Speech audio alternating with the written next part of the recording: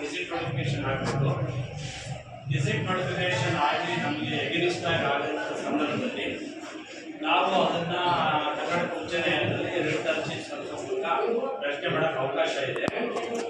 ಅಲ್ಲಿವರೆಗೂ ನಾವು ರಿಟ್ ಅರ್ಜಿನ ಹಾಕಕ್ಕೆ ಬರೋದಿಲ್ಲ, ಅದು ಪ್ರೀಮೆಚೂರ್ ಆಗ್ತದೆ. ಈಗ ಯಾವುದೋ ಸರ್ಕಾರ ಆದೇಶ ಹೊರಡಿಸಿಲ್ಲ, ಯಾವುದಾದ್ರೂ ಸರ್ಕಾರ ಆದೇಶ ಮಾಡಿದ ನಂತರ ಅದನ್ನು ಪ್ರಶ್ನೆ ಮಾಡೋಕ್ಕೆ ಕರ್ನಾಟಕ ಉಚ್ಚ ನ್ಯಾಯಾಲಯದಲ್ಲಿ ಅಧಿಕಾರ ಇದೆ. ಈಗಾಗಲೇ ನಾವು ಬೆಂಗಳೂರಿನ ಪ್ರಖ್ಯಾತ ಹಿರಿಯ ವಕೀಲರುಗಳ ಬಳಿಯಲ್ಲಿ ಚರ್ಚೆ ಮಾಡಿದ್ದೀವಿ. ಇದಕ್ಕಾಗಿ ಹಲವಾರು ದಾಖಲೆಗಳನ್ನ ಅವರು ನಮಗೆ ಒದಗಿಸ್ಕೊಂಬಂತ ಹೇಳಿದ್ದಾರೆ.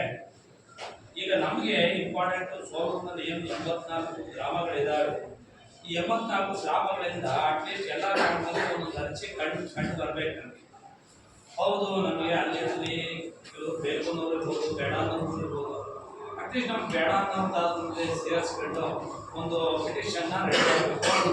ನಾವು ಅದು ತೋರಿಸಿದಾಗ ನಮಗೆ ಮಾಗಡಿ ತಾಲೂಕಿಗೆ ಈ 6 ಕಿಲೋಮೀಟ್ರ್, 8 ಕಿಲೋಮೀಟ್ರ್, 10 ಕಿಲೋಮೀಟ್ರು ಹತ್ತಿರದಲ್ಲಿರುವಂಥ ಗ್ರಾಮದವನ್ನೇ ಅಬ್ಜೆಕ್ಷನ್ ಕೊಟ್ಟಾಗ ನಮಗೆ 22 ಕಿಲೋಮೀಟ್ರ್, 24 ಕಿಲೋಮೀಟ್ರ್, 25 ಕಿಲೋಮೀಟ್ರ್ ಮಾರ್ಪಾಡಿ ಆದಷ್ಟು ಗ್ರಾಮದವರು ಪಿಟಿಷನ್ ಇಲ್ಲ ಅಂತ ಅಂದರೆ ಆಗ ಎಲ್ಲೋ ಅಥವಾ ಆ ಕಡೆ ಒಲವಿದೆ ಅನ್ನೋ ಥರ ಆಗುತ್ತೆ.